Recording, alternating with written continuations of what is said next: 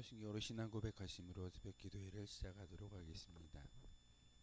나는 전능하신 아버지 하나님 천지의 창조주를 믿습니다. 나는 그의 유일하신 아들 우리 주 예수 그리스도를 믿습니다.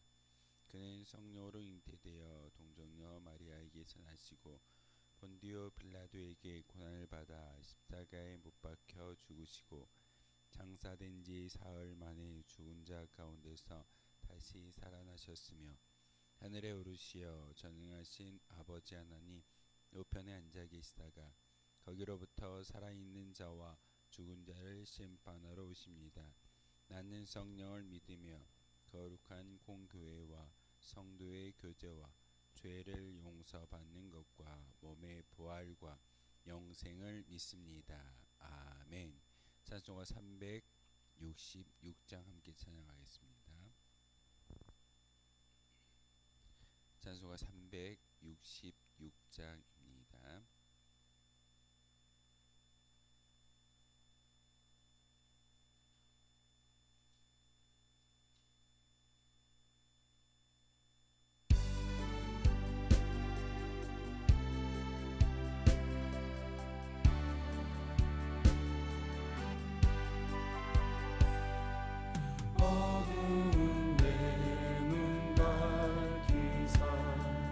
진리를 보게 하소서.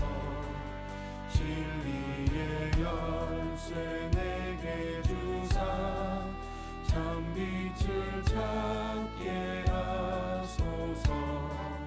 기쁘신 뜻을 알고자 엎드려 기다리오니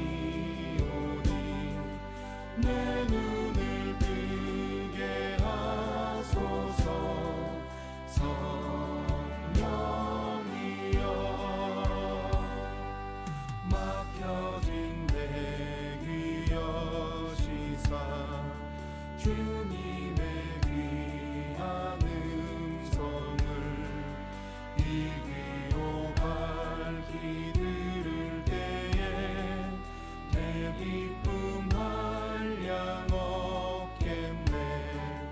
기쁘신 뜻을 알고자 엎드려 기다리오니 내 귀를 열어주소서. 성령이여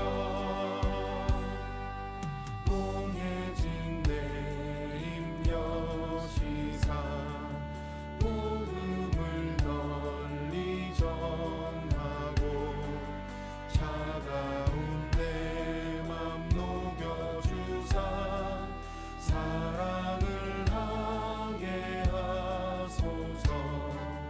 기쁘신 뜻을 알고자 엎드려 기다리오니 내 입을 열어주소서. 성령이여 함께 보실 하나님의 말씀 마가복음 8장 14절에서 마지막 14절 26절까지 말씀만 보겠습니다. 마가복음 8장 14절에서 26절까지의 말씀입니다. 한 절씩 교도라는 말씀 받들어 읽겠습니다. 제자들이 떡 가져오기를 잊었음에 배에 떡 한 개밖에 그들에게 없더라.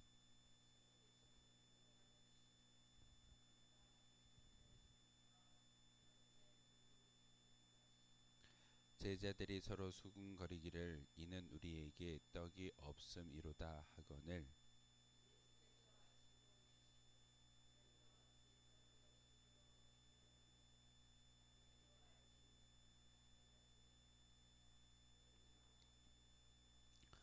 너희가 눈이 있어도 보지 못하며 귀가 있어도 듣지 못하느냐 또 기억하지 못하느냐.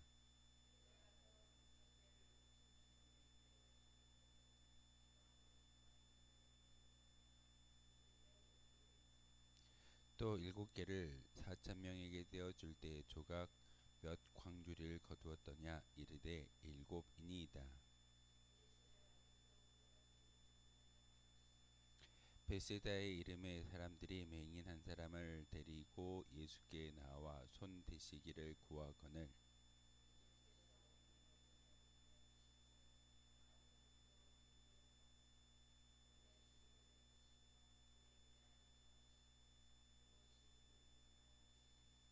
쳐다보며 이르되 사람들이 보이나이다. 나무 같은 것들이 걸어가는 것을 보나이다 하거늘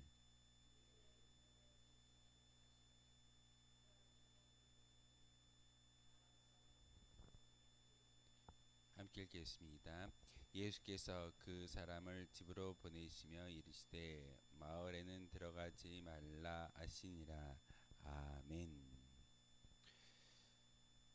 질병이어의 기적을 통해서 4,000명, 15,000명을 먹였던 예수님의 귀한 사건을 보았던 제자들이 배를 타고 이동을 하면서 자기네들끼리 이야기합니다. 우리가 떡 가지고 오는 것을 잊어버렸다. 7 강주리를 남겼음에도 불구하고 그 수많은 떡과 물고기 먹을 것을 가지고 오지 못한 것에 대해서 서로 비난하고 서로 책망하는 것이 오늘 본문의 이야기입니다. 그 모습을 보면서 예수님께서 말씀을 주셨고 또 그리고 베세다의 맹인을 고치는 사건을 이야기하고 있는데 성경을 읽다 보면은 전혀 관계가 없는 것처럼 보이는데 왜 예수님께서 이와 같은 말씀과 기적을 보여주셨을까? 오늘 본문과 또한 그 베세다에서 소경을 고쳤던 사건은 같은 영적인 원리를 가지고 있습니다. 다른 이야기가 아닙니다. 왜냐하면 제자들이 지금 표적을 구하고 또한 기적 가운데 살았던 그 제자들 가운데 예수님이 이제는 너희들에게 필요한 것이 표적이 아니라 또한 어떤 신비적인 사건이 아니라 너희들의 온전한 믿음이 있어야 된다라고 이야기하고 있고 그 믿음이 있었을 때 밝히 볼 수 있다라는 그런 의미를 오늘 본문을 통해서 분명하게 예수님께서 말씀하고 있습니다. 제자들은 떡 가져오기를 잊었다라고 서로를 책망하고 비난하고 있었습니다. 그때 예수님이 뭐라고 말씀하시던가요? 15절의 말씀을 통해서 경고하여 이르시되 삼가 바리새인들의 누룩과 헤롯의 누룩을 주의하라. 예수님이 왜 누룩이라고 표현하셨을까? 지금 바리새인들이 질병이어를 통해서 바리새인들이 예수님께 나와서 구하던 것이 무엇이던가? 바로 표적이었습니다. 예수님 하늘로부터 오는 표적을 우리에게 보여주십시오. 그러면 우리가 믿겠습니다라고 말하는 것이 바리새인들이었고 예수님을 그 십자가에 못 박기 전에 헤롯에게 끌고 갔을 때 헤롯이 예수님 향하여 이야기하기를 내게 표적을 보이라. 그러면 내가 예수님이 메시아인 것을 믿겠다라고 이야기했던 그런 헤롯의 이야기가 누가복음에 기록되어져 있습니다. 그래서 예수님은 15절의 말씀을 통해서 경고하여 제자들에게 말씀하시기를 바리새인의 누룩도 헤롯의 누룩도 주의하라라고 이야기하고 있습니다. 우리는 종종 예수님의 표적 때문에 놀라운 사건 때문에 예수님을 믿는다, 구세주로 여긴다라고 우리가 생각하지만 예수님이 우리에게 요구하시는 것은 다른 게 아니라 먼저 믿음을 요구하십니다.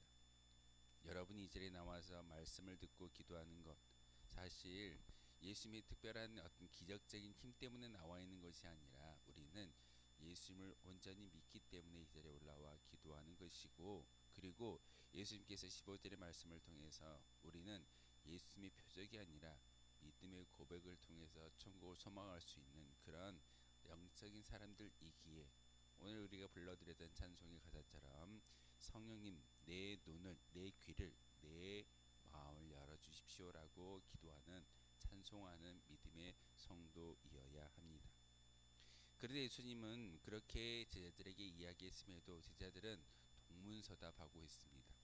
16절에 보니까 제자들이 서로 수군거리기를 이는 우리에게 떡이 없음이로다 하거늘 예수님 분명히 바리새인의 누룩도 헤롯의 누룩도 삼가 주의하라라고 이야기하고 있는데 여전히 제자들은 먹을 거에만 온통 집중을 하고 있는 것을 오늘 본문은 이야기하고 있습니다. 이렇게 예수님의 권세는 표적에 의해 증명되는 것이 아니라 오직 믿음에 의해서만 예수님이 하나님의 구원을 가져다 주시는 분이시라는 사실을 깨달을 수 있어야 한다라고 이야기하면서 표적을 따르는 믿음은 많은 혼란을 일으키고 결국 이단이나 또한 많은 어떤 불신앙에 이르게 된다라고 이야기할 수밖에 없습니다. 오늘날에도 십자가가 세워져 있고 많은 예배당이 있지만 그 가운데 온전한 믿음이 얼마나 있을까요? 수많은 사람들이 그 예배당에 들어간다 할지라도 하나님 보셨을 때 온전한 구원이 다 임하여지지는 않을 겁니다. 왜냐하면 여전히 그들은 믿음을 보이는 것이 아니라 예수님의 표적과 교회에 나아가면 좋은 일이 있을 거다라는 그런 기대 심리를 가지고 있기 때문에 우리가 그것을 기복신앙이라고 이야기하고 복이 내게 임할 것이다 라는 그런 어떤 기대적 믿음을 가지고 있기에 진정한 믿음이 없음을 종종 보게 되어집니다. 우리가 어떤 예수님의 표적을 집중하느냐 아니면 믿음을 집중하느냐, 예수님 오늘 15절의 말씀을 통해서 분명하게 이야기하는 것은 표적이 아니라 믿음이라고 말하고 있습니다. 그런데 안타깝게도 제자들은 예수님의 경고를 주의 깊게 듣지 않고 있습니다. 그래서 예수님이 누룩 이야기를 꺼내신 까닭이 자신들에게 떡이 없기 때문이라고 수군거리고 서로를 책망합니다. 예수님은 우리가 떡이 없는 것을 아셨기 때문에 누룩의 비유를 이야기해서 우리를 책망하시는 거야. 예수님의 관점과 제자들의 관점이 얼마나 참 많이 다른가를 오늘 본문을 통해서 우리에게 보여주고 있습니다. 사실은 듣고 싶은 것만 듣는 사람들은 예수님의 진심과 의도를 몰라서 서로 수군거릴 때가 있습니다. 오늘도 말씀을 우리가 함께 읽고 묵상하는데 예수님의 의도를 바로 깨달아 알 수만 있다면 우리는 온전히 기도할 수 있을 겁니다. 그런데 예수님의 의도를 온전히 깨닫지 못할 때는 우리는 수군거림과 왜 이런 말씀을 내게 하셨을까, 우리에게 하셨을까, 우리 공동체에게 하셨을까라는 그런 어떤 물음표가 될 때가 참 많이 있을 겁니다. 하지만 믿음이 적은 사람들은 영적 깨달음이 풍부하게 얻지 못한다라는 것이 오늘 본문의 이야기이고 12명의 제자라 할지라도 예수님과 함께 동고동락을 한다 할지라도 진정한 믿음이 없다면 영적인 눈으로 예수님을 바라볼 수 없게 되는 것이고 세상의 많은 사람들처럼 제자들도 표적을 구하는 그런 어리석음에 빠져들 수밖에 없다는 사실입니다. 그래서 오늘 예수님이 그런 제자들을 17절에서 18절을 통해서 책망하고 계십니다. 아직도 알지 못하며 깨닫지 못하느냐, 또 기억하지 못하느냐. 17절부터 18절의 말씀을 통해서 예수님께서 책망하시는 말씀이 무엇이던가요? 제자들이 이제까지 체험했던 일들을 기억하지 못함을 두고 안타깝게 여기고 있습니다. 예수님께서 오병이어와 또한 칠병이어를 통해서 많은 사람들을 먹였던 사건, 그것은 표적이 아니었습니다. 바로 예수님과 함께 있었을 때 풍부하게 먹고도 남는 역사가 있다라는 것이, 그리고 믿음의 눈으로 바라보라고 예수님께서는 책망하고 있습니다. 하나님의 말씀을 읽고 듣고 마음속에 새겨두어야 하는 것이 바로 예수님의 행적이고, 그 읽고 마음속에 새기는 것은 믿음을 보일 수 있는 시작점이 바로 성경을 통해서 복음의 메시지를 마음속에 새기는 겁니다. 예수님을 알지 못하면서 믿는다, 사실은 어려운 일일 겁니다. 예수님이 어떤 분인지를 분명히 깨달아 알 때 우리는 믿을 수 있습니다. 예수님의 표적 때문에 믿는 것이 아니라 예수님과 함께함으로써 결핍이 채워지고 결핍이 해결되어지고 예수님을 통해서 많은 것들이 풍부하게 남는다라는 사실을 우리가 알 수만 있다면 다른 것이 아닐 겁니다.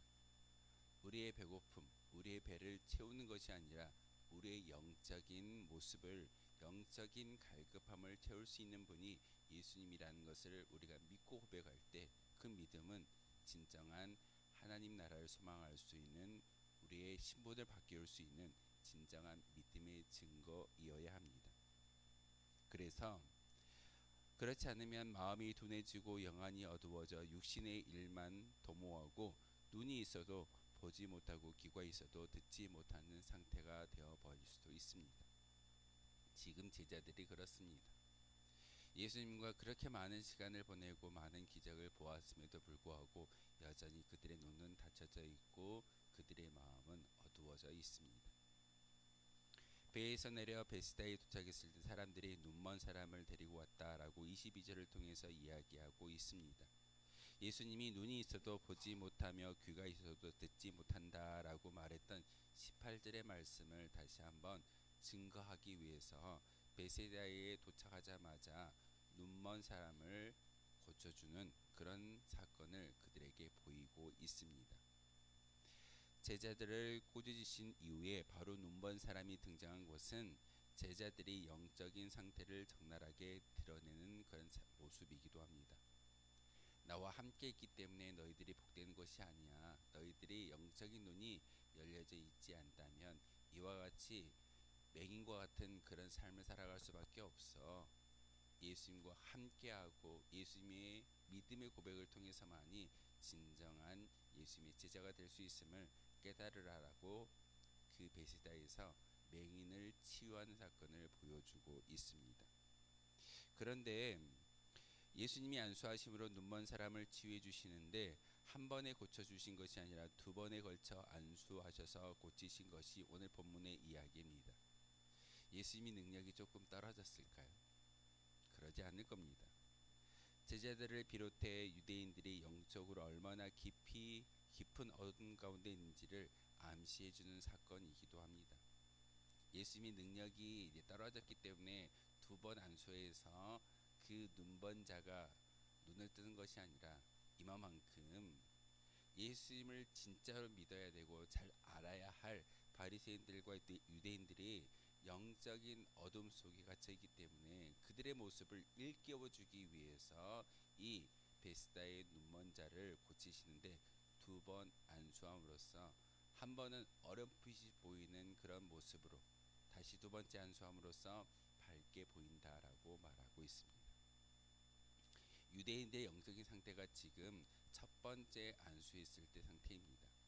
어렴풋이 하나님의 나라를 인정하고 율법을 지켜야지만 천국에 들어갈 수 있다라고 믿었던 유대인들, 그들은 여전히 세상을 바라보나 확실한 눈으로 바라보지 못하고 아직은 어렴풋한 흐린 모습으로 천국을 바라보고 있었습니다.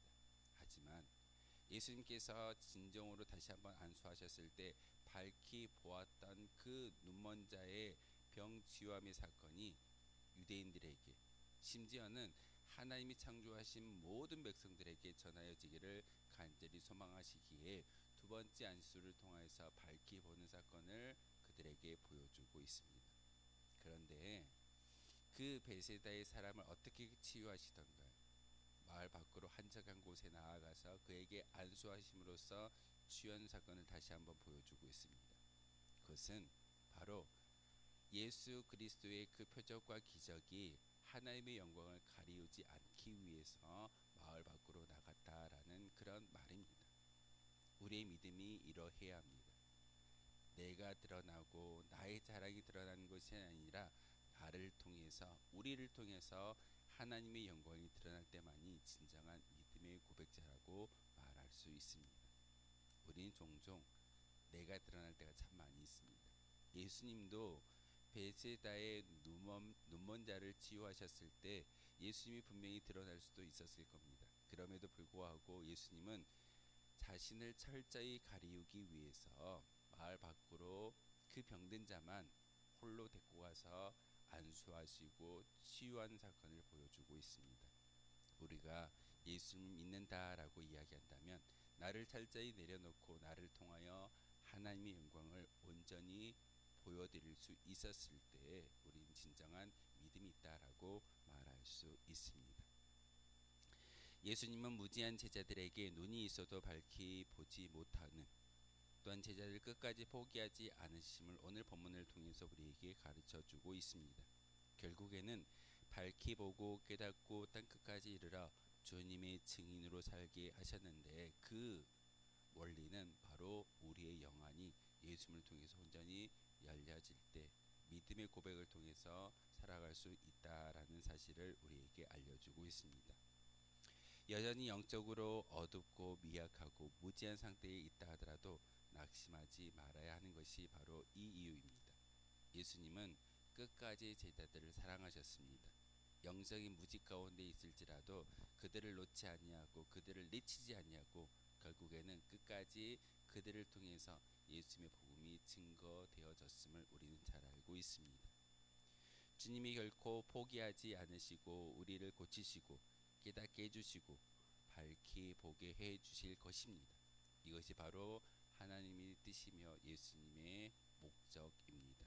바로 그 은혜를 기대할 수 있는 저와 여러분이 되어졌을 때 바로 우리의 영안이 열리고 우리의 막혀진 입이 열리며 다시금 세상에 나아가서 예수님을 믿음의 간증자로 살아갈 수 있는 주의 도구가 될 줄 믿습니다. 그 은혜를 달라고 기도할 수 있는 저와 여러분 되어 주시기를 주님의 이름으로 소망하겠습니다. 기도하겠습니다. 거룩하신 주님, 참으로 감사를 드립니다. 하나님의 은혜 가운데 주님의 성전에 올라와 기도하게 하시고 또한 귀한 말씀 가운데 또한 예수님의 귀한 음성을 통하여서 다시 한번 영적인 무지 가운데 있는 우리들에게 밝히 보게 하시고 듣게 하시고 또한 말할 수 있는 은혜를 주시오니 참으로 감사를 드립니다. 하나님, 오늘 우리에게 주셨던 이 말씀을 통하여서 다시 한번 하나님의 뜻대로 살아가게 도와주시고 하나님의 영광을 가리우는 우리 어리석은 인생이 아니라 온전히 하나님의 영광만을 드높일 수 있는 거룩한 주의 백성들이 우리가 되기를 소망합니다. 온천제단을 주님께서 예수 그리스도의 피값으로 세워주셨사오니 이곳에서 다시 한번 믿음의 영적인 훈련을 받게 하시고 세상에 나아가 많은 사람들에게 예수 그리스도의 그 복음과 하나님 나라가 이 땅에 바로 우리를 통하여 임하여졌음을 다시 한번 보일 수 있는 거룩한 주의 도구가 되게 도와주옵소서. 그 사명을 감당하기 위해서 이 시간 기도하기 위해 올라왔습니다. 우리 심령 가운데 거룩한 영 성령의 충만함을 허락하여 주옵소서. 예수 그리스도의 이름으로 기도하옵나이다. 아멘. 하늘에 계신 우리 아버지, 아버지의 이름을 거룩하게 하시며 아버지의 나라가 오게 하시며 아버지의 뜻이 하늘에서와 같이 땅에서 이루어지게 하소서.